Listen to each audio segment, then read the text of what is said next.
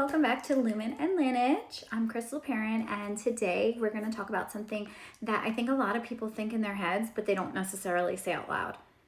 You can still miss somebody and choose yourself. It doesn't have to be one way or the other. Let's talk about it. I think one of the biggest misconceptions about healing is that I'll just magically 100% stop caring about that person. I will never think about them again. Feels a little inhumane to me. That's the ego talking. That's not your soul self, right? Like most of us are pretty empathetic. We have feelings and we care about people, especially when you have a connection to people, even just energetically. Don't even get me started on the energetic tangent because everything is energy. But we think that we don't have to miss people if we move on, right? Like it has to be two separate things. They both can't coexist. But I think that they can. It's okay to think about people. It's okay to grieve about the connection or not being around them as much. You're still allowed to think about them. Healing doesn't just mean that you don't care and like you have a chip on your shoulder.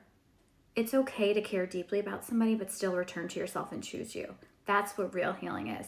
Like, hey, I enjoyed this connection that we shared. I learned so much. Take away the parts of them that resonated with you. And if they're just not compatible with you, it's okay to move on and choose yourself. You don't owe anybody your loyalty.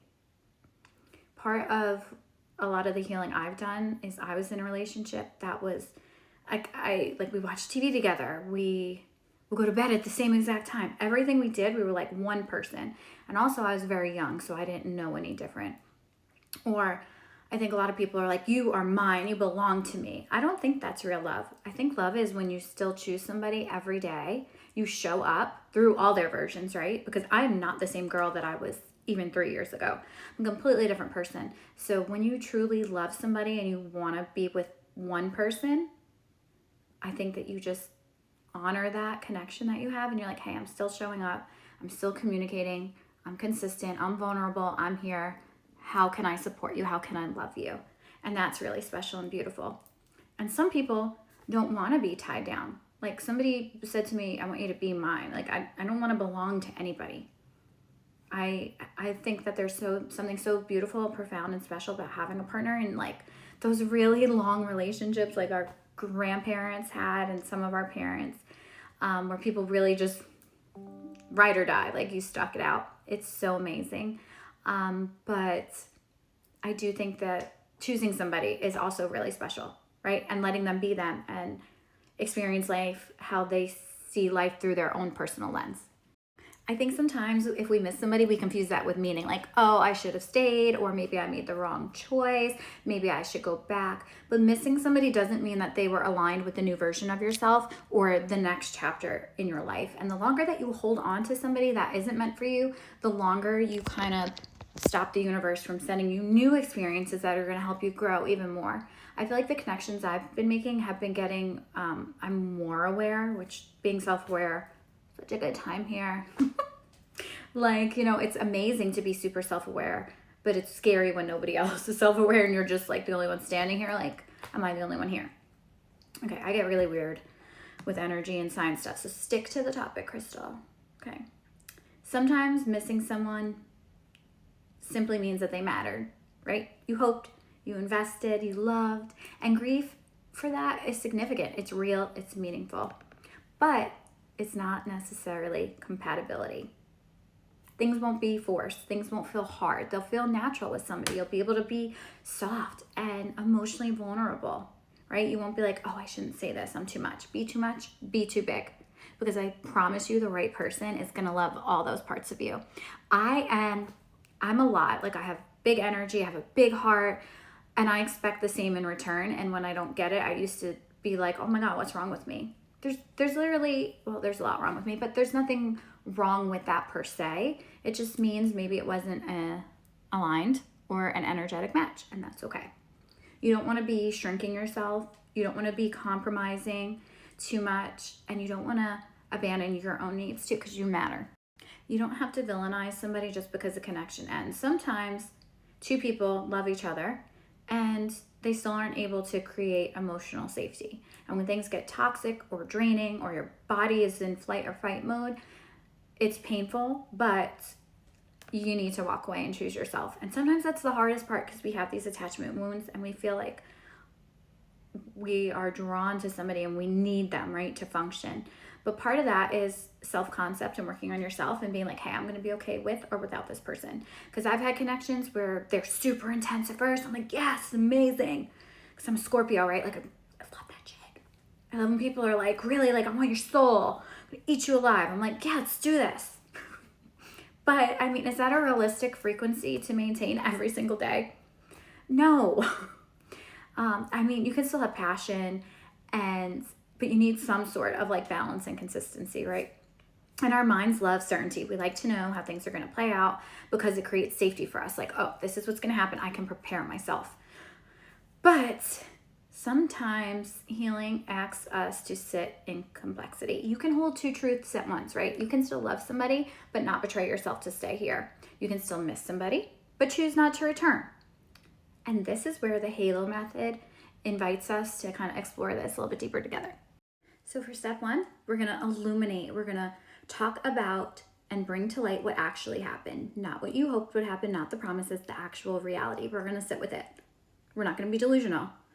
Okay? And that's why it helps having somebody that's not your friend that you're talking to about it every day, because, you know, good friend is always Delulu is the Salulu. Like, girl, no, it ain't you, it's him. But sometimes it might be both of you. And so it's good to have an outside perspective. Then the next step is reveal. Okay? How did this impact you emotionally? Did this make you become more secure afterwards? Were you more anxious and nervous? Did you feel safe expressing your needs? Or did you silence yourself? Were you compliant and put somebody else before your needs? Which is something that I did a lot. I would always abandon myself for somebody else or for the sake of hoping that they would return to their original version. And then the next part is lineage. This is your pattern. What felt familiar? What felt like home to you? Okay, this is where your nervous system is kind of running the loop. Were you trying to earn love? Were you trying to fix yourself? Were you trying to get validation? Were you trying to fix somebody else's issues that weren't necessarily yours to fix? I think most of us have been there and done that before. And then finally, return. This is the fun part. What would choosing yourself look like right now? Not the future version of you, the version of you sitting here today. Sometimes it looks like not texting back. Not a paragraph. I've gotten better at this. I am good at expressing my experience. I did that recently where I was taking ownership of my perspective and I needed to say what I needed to say, but it wasn't an attack on them. It was how I experienced the connection. That felt so much better. And it looks like keeping the boundary, not giving in, right? Sometimes it looks like just crying on the floor and being a mess and still choosing not to go back. Especially if you've been in a traumatic trauma bond or narcissistic relationship, the crying and then you know that they're going to comfort you after, or the love bombing is going to come after, the highs and the lows. That is one of the hardest things to break. And if you've ever broken that, I salute you because I know it's not easy. I think one of the greatest things that we can do that's super brave is just grieve honestly. Sit with yourself, give yourself grace. Don't rush yourself. Don't shame yourself. Don't pretend you're fine. Just know, like, hey, it's how I'm feeling in this moment. It's going to pass. Journal it out. Get in nature. Go hug a tree. I swear to God, releases oxytocin in the brain.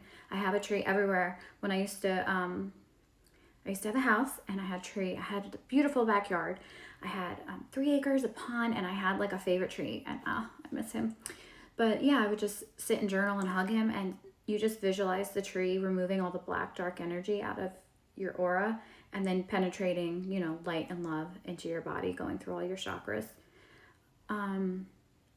Loneliness sometimes romanticizes what consistency could never maintain, right? So you're like, oh my God, this person could have been this. If I only had stayed, if I only did. No, they weren't. There was nothing consistent there, right? There was arguing. It was up and down. It was all over. That's not what the nervous system needs. You deserve more. Choosing yourself doesn't erase your love. It just means that your love belongs to you too. If you need something more personal, DM me, Halo, at the Halo Method on Instagram. Until next time, observe the pattern and return to yourself.